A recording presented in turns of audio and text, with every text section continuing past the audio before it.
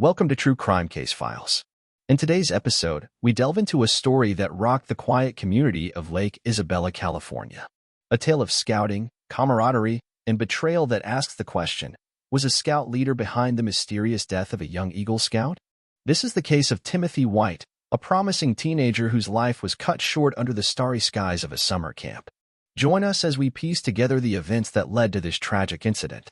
In the arid heart of California's Kern County lies Bakersfield, a city where the summer of 1979 buzzed with the release of Sony's Walkman and the rhythm of Donna Summer's Hot Stuff on the radio.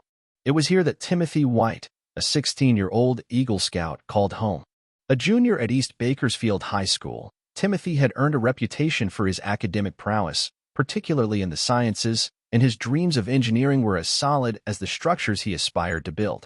Timothy resided with his mother, Tammy White, a dedicated office worker at a local real estate agency. Their bond was fortified by the absence of Timothy's father, who had passed away, leaving a void that Timothy filled with his achievements and ambitions. His family ties extended to his grandparents, who often boasted of his scouting accomplishments to neighbors and friends. As a Boy Scout, Timothy's leadership skills were as evident as the badges adorning his sash. He was a regular at the local scout meetings held at St. Paul's Episcopal Church, where he was not just a participant but a role model, often leading younger scouts on weekend hikes through the Sierra Nevada foothills. Timothy's dreams reached beyond the scouting universe. He was an avid reader of popular mechanics, and his bedroom, a shrine to his aspirations, was littered with model bridges and rockets, a testament to his love for tinkering and design. His friends described him as a visionary, someone who could see beyond the dusty fields of Bakersfield to the potential of the burgeoning technology of the era. In the days leading up to his death, Timothy was consumed with excitement for the upcoming summer camp. He had meticulously prepared his gear, double-checking his list against the recommendations in the June issue of Boys Life magazine.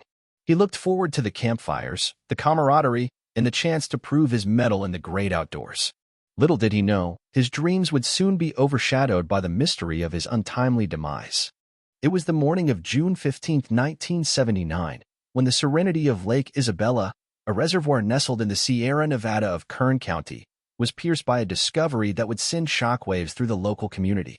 The sky was painted with the soft hues of dawn, and the air was still cool from the night's embrace as Joey Castiglione, a fellow Eagle Scout, found Timothy White's lifeless body at the base of a steep incline, not far from their campsite.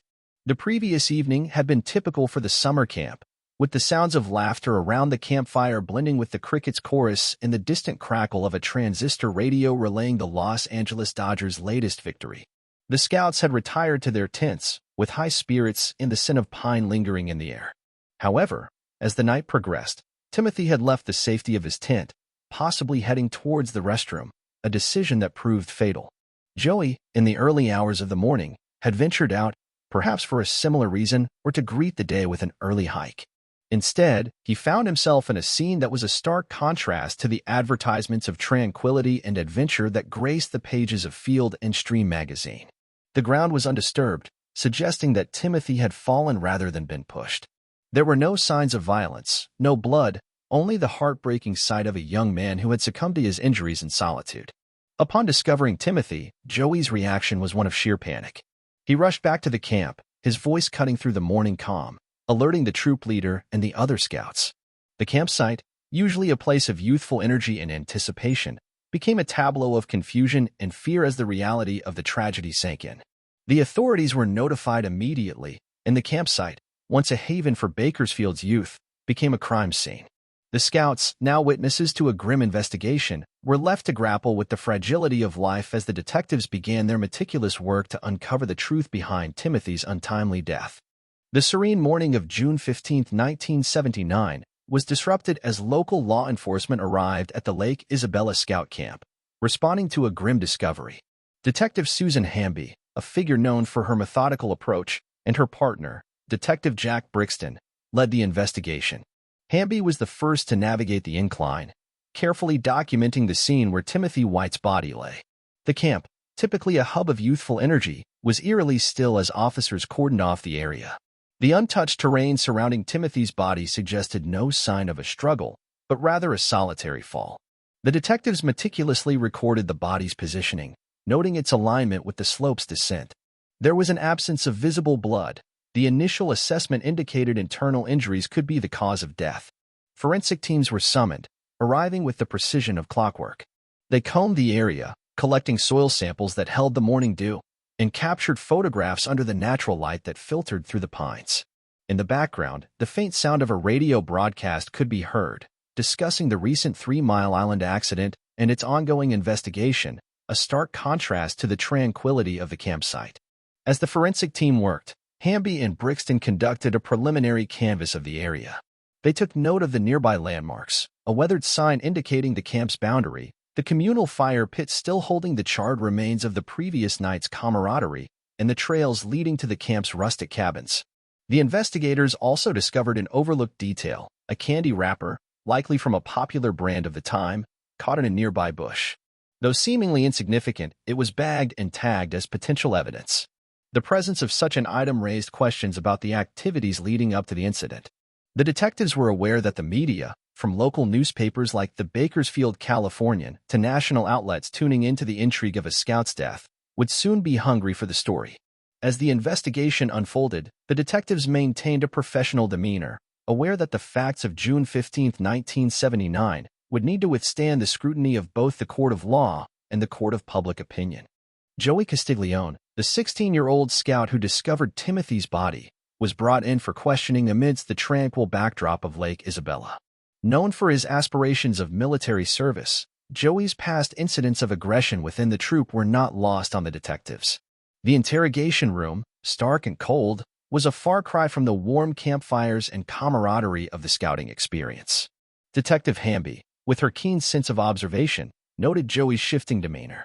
His responses vacillated from combative to cooperative, a dance of innocence and accusation. He maintained that his relationship with Timothy was built on mutual respect, despite their occasional clashes. Joey's alibi for the night of Timothy's death was supported by other scouts, who confirmed his presence during the evening's activities. Meanwhile, outside the confines of the sheriff's office, the world continued its march. The Sony Walkman was revolutionizing personal music consumption, though such luxuries were far from Joey's mind. The local radio stations, like Kern and Bakersfield, interspersed their broadcasts with updates on the case, adding to the growing public interest. As the detectives probed deeper, they discovered Joey's fingerprints on a flashlight found near the incline, a common item among scouts, yet it placed him at or near the scene. Joey explained that he had lent the flashlight to Timothy earlier that evening, a detail corroborated by another scout's testimony. The investigation was meticulous, with the detectives aware that every detail would be scrutinized by the defense should the case go to trial. The Los Angeles Times, along with other major publications, had begun to pick up the story, signaling a widening spotlight on the small community of Lake Isabella. Joey was eventually released, but the specter of suspicion would linger over him as the investigation continued. The detectives were left to ponder whether the aggressive tendencies noted in Joey's past were simply the growing pains of adolescence or indicative of something more sinister. The inquiry into Timothy White's untimely death led detectives to scrutinize the life of 41-year-old Hugh Alberts, the scout troop leader. Alberts, a figure well regarded in the scouting community, found his personal life under the microscope as law enforcement delved into allegations of alcohol abuse and infidelity. Detectives Hamby and Brixton approached the interrogation with Alberts methodically, aware of his standing in the community. As he sat in the stark interview room, the contrast was stark between the disciplined scout leader and the man now facing pointed questions about his conduct. Alberts maintained his innocence, his voice steady but his hands betraying a slight tremor. His alibi for the night of the incident was shaky. He claimed to have retired early to his tent, fatigued from the day's activities, but no one could corroborate his whereabouts throughout the entire night. The summer of 1979 was not just a time of local tragedy but of national interest. The news cycle was dominated by the aftermath of the energy crisis and the ongoing repercussions of the Iranian Revolution. Yet, within the small town of Lake Isabella, the headlines were homegrown, as the Bakersfield Californian followed the twists and turns of the case closely. Detectives learned of Albert's rumored relationship with Tammy White, the victim's mother, adding a layer of complexity to the investigation. This revelation brought a sensational angle to the case, one that the local press began to latch onto. The potential conflict of interest and motive were too substantial for the detectives to ignore.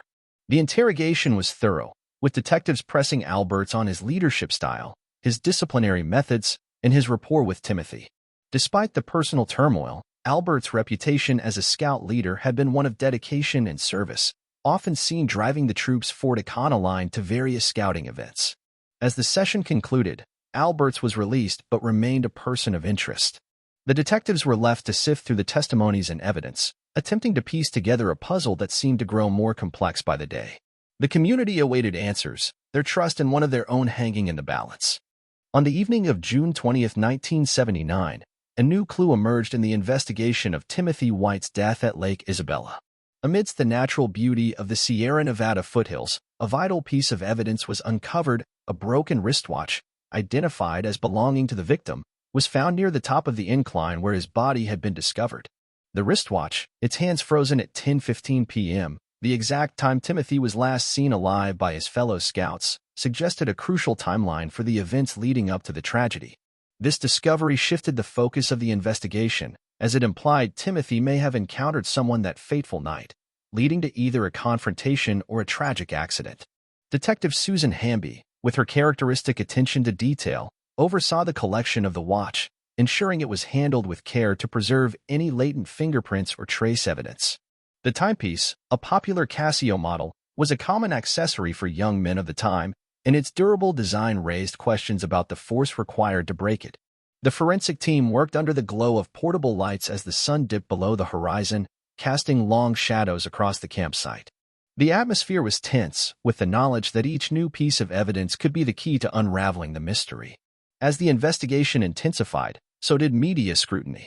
National outlets like the Los Angeles Times reported on the case, drawing parallels to other high-profile incidents of the era. The press speculated on the implications of the new evidence, with local stations like KARO TV and Bakersfield providing nightly updates to a community on edge.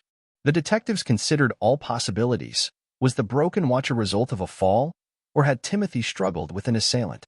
The serene setting of the camp was now juxtaposed with the grim reality of a police investigation, as every clue was meticulously examined in the search for truth. The case had captured the public's imagination, with people across the country following the unfolding drama during an era marked by the release of the iconic Sony Walkman and the anticipation of the upcoming summer blockbuster, Star Trek: The Motion Picture. The investigation took an unexpected turn when detectives learned that Tammy White, the victim's mother, had been present at the Lake Isabella camp on the night of her son Timothy's death. Tammy, a 40-year-old office worker and single mother from Bakersfield, was known for her devotion to her son. However, her involvement with Hugh Alberts, the troop leader, cast a shadow of doubt and motive over her actions.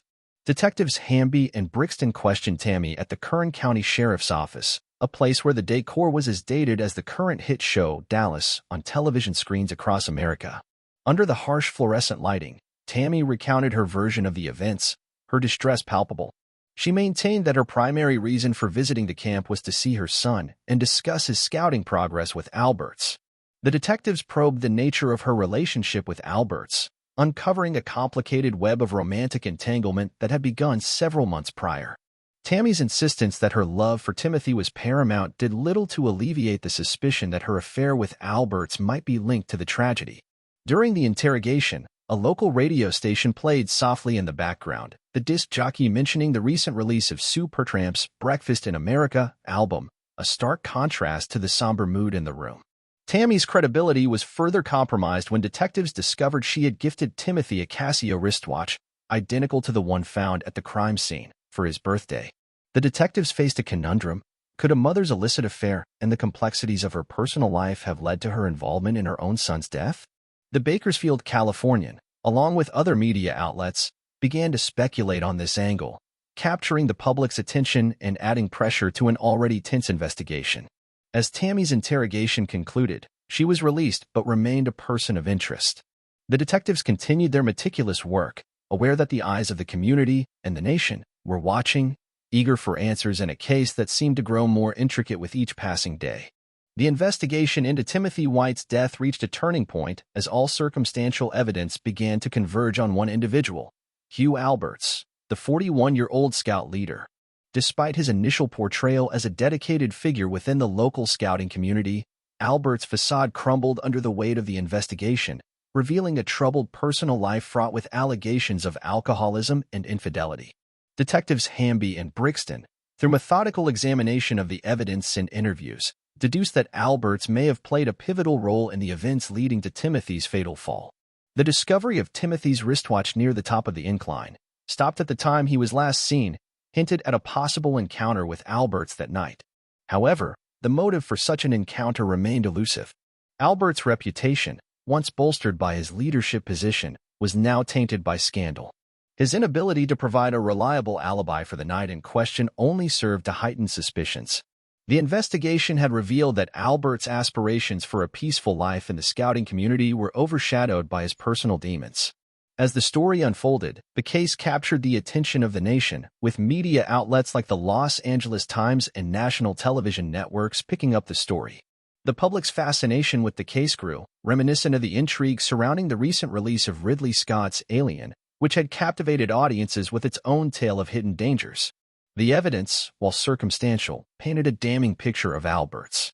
The combination of his known issues with alcohol, the strain of his secret affair with Tammy White, and the potential for a confrontation with Timothy that night led detectives to believe he was responsible for the boy's death. The case against Alberts was circumstantial, but the accumulation of evidence and the lack of a solid alibi made him the primary suspect. His dreams of a quiet life in the scouting community had unraveled, leaving him to face the consequences of his actions. On a humid morning in late June, Bakersfield awoke to the news that Hugh Alberts, the scout leader once respected by many, had been arrested in connection with the death of Timothy White. The Kern County Sheriff's Department, after compiling a case supported by circumstantial evidence, took Alberts into custody, a development that quickly became the talk of the town. Alberts, who had maintained a semblance of composure throughout the investigation, displayed a stoic front as he was escorted from his home by detectives. The arresting officers noted no resistance, suggesting a resignation to the unfolding events. The scene was captured by local news crews, their bulky video cameras rolling as neighbors watched, some in disbelief, others with a grim sense of vindication. The case had been a subject of intense speculation, not just in the local media, but also in national news, with outlets such as the Los Angeles Times reporting on the arrest. In an era when news was disseminated through evening broadcasts and morning papers, the story of the scout leader's fall from grace competed with coverage of President Jimmy Carter's efforts to address energy policies and the ongoing SALT II negotiations with the Soviet Union. Timothy's family, particularly his mother Tammy, found themselves at the intersection of relief and profound grief. The arrest brought them one step closer to closure, yet the reality of their loss remained ever present. Tammy, her personal life exposed and scrutinized due to her affair with Alberts, faced the public alongside her family, their collective yearning for justice tempered by the enduring pain of Timothy's absence. As Alberts awaited his trial, the community struggled to reconcile the image of the man they thought they knew with the allegations he now faced. The case had not only shattered the tranquility of their summer, but had also fractured the trust within the tight-knit scouting community. The trial of Hugh Alberts commenced amidst a charged atmosphere in the Kern County Courthouse. The prosecution, led by the determined Linda Harris, laid out a case built on the accumulation of circumstantial evidence. She painted a picture of negligence and culpability, aiming to convince the jury of Alberts' role in the tragic death of Timothy White. The courtroom, with its wood-paneled walls and air of solemnity, became the stage for a legal battle that captured the community's attention. Local media, including the Bakersfield Californian, provided daily coverage, with reporters typing furiously on their portable typewriters to capture every moment. The national media, too, kept a watchful eye, with outlets reporting on the case, juxtaposing it against the backdrop of the year's major events, such as the Skylab re-entry and the growing anticipation for the summer release of the Amityville Horror. Defense attorney Aaron Davids, a seasoned lawyer with a reputation for persuasive arguments, contended that the evidence against his client was inconclusive. He argued that Alberts' character was being unfairly maligned and that the case was built on speculation rather than solid facts. Throughout the proceedings, Davids's defense strategy sought to introduce reasonable doubt into the minds of the jurors. The trial was punctuated by testimonies from scouts, forensic experts, and character witnesses.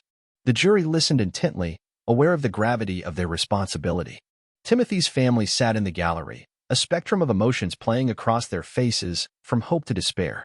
As the trial progressed, the community of Lake Isabella followed every development.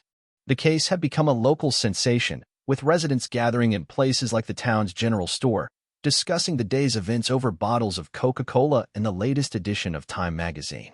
The trial of Hugh Alberts was not just a legal proceeding. It was a moment that encapsulated the era's tensions and uncertainties. It was a reminder of the fragility of trust and the complexities of human relationships, set against the backdrop of a society grappling with change and the loss of innocence. The trial of Hugh Alberts culminated in a verdict that reverberated through the courtroom of the Kern County Superior Court. After hours of deliberation, the jury returned with a complex decision. Alberts was acquitted of murder and manslaughter, but found guilty of criminal negligence in the death of Timothy White. The mixed outcome reflected the jury's struggle to reconcile the circumstantial evidence with the gravity of the charge. The sentencing phase soon followed, with the prosecution advocating for the maximum penalty allowed under the law. Prosecutor Linda Harris argued that, despite the acquittal on the more severe charges, the negligent actions of Alberts had irrevocably altered the lives of Timothy's family and the Lake Isabella community. The defense, led by Aaron Davids, appealed for leniency, emphasizing Alberts' long-standing commitment to the Scouts and his previous unblemished record. The courtroom, filled with members of the community and media representatives from local outlets like the Bakersfield Californian to national news organizations, awaited the judge's decision with bated breath.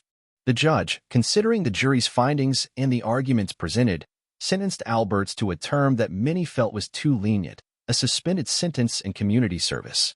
The sentence sparked debate both within the courtroom and in the public sphere, where discussions unfolded in diners and living rooms, often accompanied by the sound of a radio tuned to the latest hits from Donna Summer or the buzz of a televised baseball game featuring the California Angels. For Timothy's friends and family, the verdict was a source of division.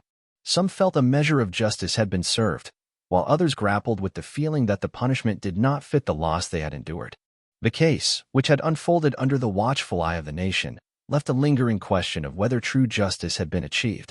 In the aftermath of the trial, the community attempted to find closure, but the case of Timothy White would remain a poignant reminder of the complexities of the legal system and the search for truth in the face of tragedy. The conclusion of Hugh Alberts' trial left the community of Bakersfield grappling with its aftermath. The once tranquil town, nestled in the Kern County mountains, found itself forever altered by the events of that fateful summer. Joey Castiglione, the scout who first discovered Timothy's body, sought a fresh start away from the whispers of suspicion that lingered despite his innocence. He enlisted in the military, his departure coinciding with the growing tensions of the Cold War era, a time when young men like him looked to serve their country amidst the backdrop of the Soviet-Afghan War. Tammy White, Timothy's mother, faced the daunting task of rebuilding her life in the shadow of personal scandal and public scrutiny. The affair with Alberts, once a secret harbored in the quiet corners of Lake Isabella, was now common knowledge, a painful epilogue to her son's story. She lived with the memory of Timothy, her grief a constant companion as she navigated a world that had shown her both compassion and judgment. Detectives Hamby and Brixton continued their careers in law enforcement, the case of Timothy White leaving an indelible mark on their professional and personal lives.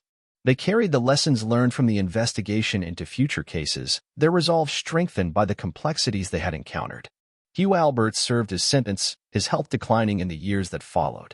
He passed away in 1986, a mere 7 years after the trial, leaving behind a legacy marred by controversy and speculation.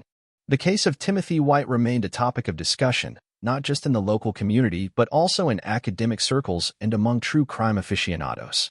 It was studied and dissected in criminal justice courses, and occasionally referenced in media retrospectives on unsolved mysteries and tragic tales of the late 20th century. Lake Isabella moved forward, its residents finding solace in the beauty of the surrounding landscape and the rhythms of daily life. Yet, the memory of that summer lingered, a somber chapter in the town's history that reminded them of the fragility of youth and the profound impact of loss. The case of Timothy White remains a somber chapter in the history of Lake Isabella, a reminder of how quickly dreams can be shattered and how the truth sometimes lies hidden beneath the surface. Thank you for joining us on True Crime Case Files. Until next time, stay vigilant and keep seeking the truth. Hey, True Crime Case Solvers, interested in more real-life murder mysteries? Be sure to like and subscribe to our channel. And do you have any thoughts about this case or have a case of your own you'd like us to investigate? Leave us a comment. Until then, stay safe, True Crime Case Solvers.